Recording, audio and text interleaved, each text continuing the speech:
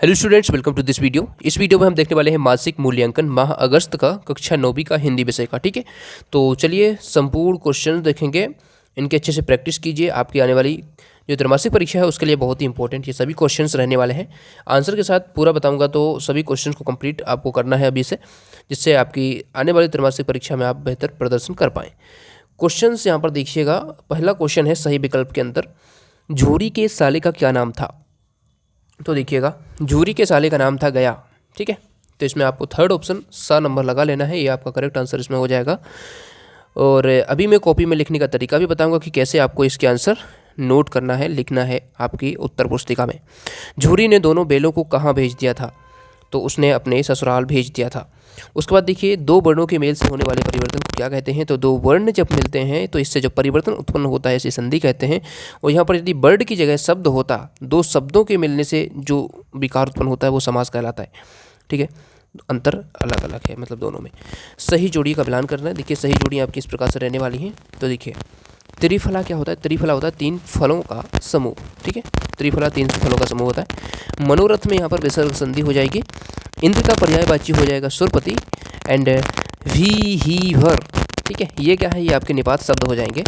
नैतिक का विलोम हो जाएगा अनैतिक। तो ये सिंपल सी सही जोड़ी थी, इसको आपको इस प्रकार से मैच करना है। नेक्स्ट क्वेश्चन देखिए, थर्ड क्वेश्चन है निपात शब्द क्या है, उदाहरण सहित लिखिए। तो चलिए इसका आंसर हम देख लेते हैं। निपात शब्द क्या है, उदाहरण सहित इसकी परिभाषा लिखना है। तो चलिए देखते हैं।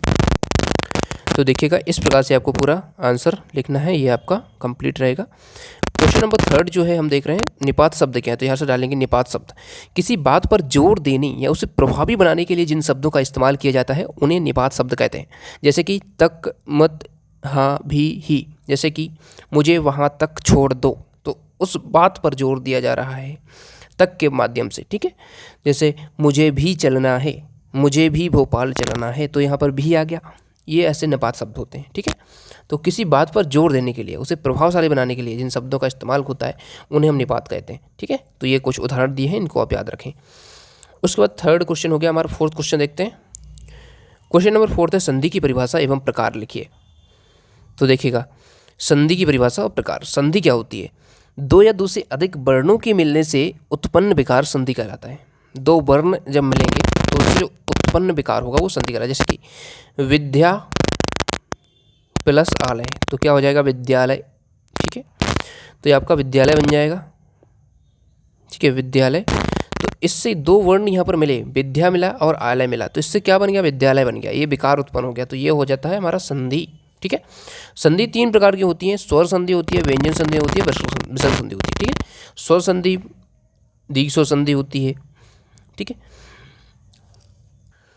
तो ऐसे इन संधियों के भी अपने भेद हैं।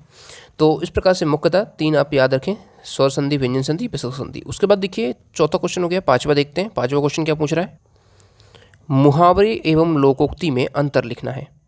तो चलिए इसका हम आंसर देख लेते हैं। देखिए क्या प्रश्न पांचवा है, जो इसका आंसर देखिए, लोकोक्ति मुहावरे में अंतर। लोकोक्ति और मुहावरा यहाँ डाल लेंगे। लोकोक्ति वाक्य के रूप में प्रयोग हो सकती है। ठीक है, लोकोक्ति वाक्य के रूप में प्रयोग होती है। ठीक है, लोक में प्रचलित जो उक्तियाँ होती हैं वो लोकोक्ति कहलाती हैं। मुहावरा स्वतंत्र रूप में प्रयोग तो नहीं हो सकता है। ठीक है, जैसे जो कोई मुहावरा है 9 2 11 होना, तो इसे हम सीधा ही प्रयोग नहीं कर सकते हैं। ठीक है, लेकिन जो लोकोक्ति है, जैसे एक लोकोक्ति फेमस लोकोक्ति है, कहाँ राजा भोज कहाँ गंगू तेली, तो इससे हम सीधा सीधा हम प्रयोग भी कर सकते हैं इसको। लेकिन मुहावरे जैसे 9 2 11 होना, तो किसी वाक्य के उस वाक्य के साथ पूरा हमें बोलना पड़ेगा। ठीक है, जैसे पुलिस को देखकर चोर 9 2 11 हो गए, तो पूरा वाक्य हमें बोलना होगा, पूरा हमें स्वतंत्र रूप से मुहावरे को उपयोग नहीं कर सकते। ठीक है, तो ये अंतर है एक। तो दूसरा देखिए, लोकोक्ति में उद्देश्य और विधेय होता है। लोकोक्ति में उद्देश्य और विधेय होता है, मुहावरे में उद्देश्य और विधेय नहीं होता है। ठीक है, उसके बाद देखिए, लोकोक्ति का आकार बड़ा होता है, मुहावरे का आकार छोटा होता है। तो ये प्रमुख अंतर है, आप याद रखें लोकोक्ति और मुहावरे में। उसके बाद क्वेश्चन अगला है, समास की परिभाषा एवं प्रकार लिखिए। ठीक है, प्रश्न 6 है आपका, समास की परिभाषा लिखना है, प्रकार लिखना है। 2 नंबर का क्वेश्चन है, तो देखते हैं इसका आंसर।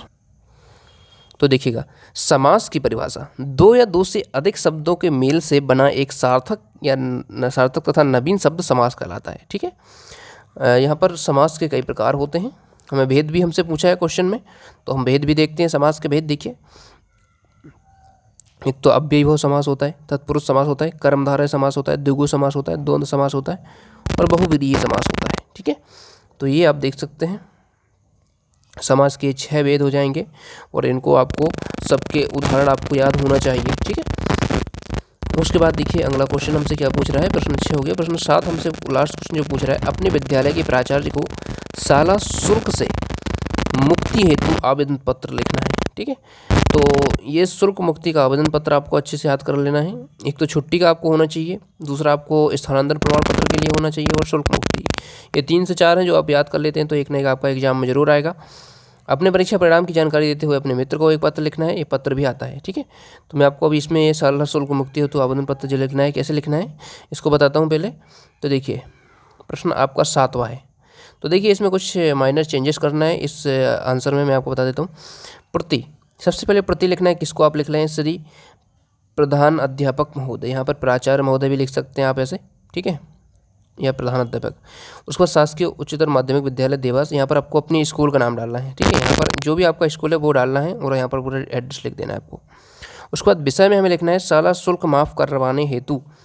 ठीक है, शाला का जो शुल्क है, जो आप फीस भरते हैं स्कूल की, उसको मुक्त कराना है। हालांकि अब सरकारी स्कूल हैं तो उसमें तो फुल जो शुल्क है वो मुफ्त ही रहती है, लेकिन फॉर्मेट आपको आना चाहिए कैसे आपको ये लिखना है। ठीक है, मान्यवर यहाँ पर लिखना है, फिर मान्यवर।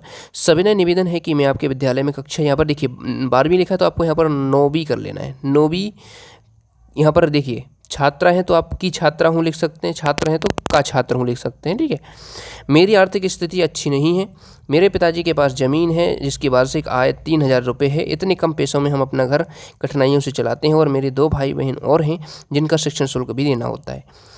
मेरा आपसे निवेदन है कि मेरी आर्थिक स्थिति अच्छी न होने के कारण शाला शुल्क माफ़ करने की कृपा करें। मेरी पढ़ाई के प्रति रुचि अधिक है और मैं कक्षा में प्रथम आती हूँ। ठीक है, उसके बाद देखिए आशा है कि आप इस ओर ध्यान देंगे और मेरी समस्या हल करेंगे। धन्यवाद। और यहाँ पर आपको लिखना है आपकी आज्ञाकारी छात्रा या आपका आज्ञाकारी छात्र, और यहाँ पर आपको नाम लिख देना है, या पर आप आवास लिख सकते हैं। और कक्षा आपको जैसे 9वीं के लिए लिख रहे हैं तो यहाँ पर 9वीं आपको करना है, यहाँ पर 12वीं लिखा हुआ है तो आप यहाँ पर 9वीं कर सकते हैं क्योंकि आपको 9वीं क्लास में है। ठीक है, तो ये आपका पूरा रहेगा शाला शुल्क माफ़ करने हेतु ये आपका आवेदन पत्र। ठीक है, तो इस प्रकार से आपको कंप्लीट लिखना है। इसका स्क्रीनशॉट आप कर लीजिए और इसको अच्छे से याद कीजिएगा। ठीक है, तो ये कंप्लीट हो जाता है आपका पूरा मार्कशीट टेस्ट का सॉल्यूशन। देखिए ये क्वेश्चन इसमें है, ये अपने परीक्षा परिणाम की जानकारी देते हुए अपने मित्र को पत्र लिखना है। तो देखिए इस क्वेश्चन को आप तो या तो स्वयं कंप्लीट कर लीजिए, ठीक है, क्योंकि आपको इनमें से एक ही करना रहेगा, लेकिन फिर भी आप कंप्लीट करके रखिएगा क्योंकि पत्र भी आपसे पूछे जाते हैं।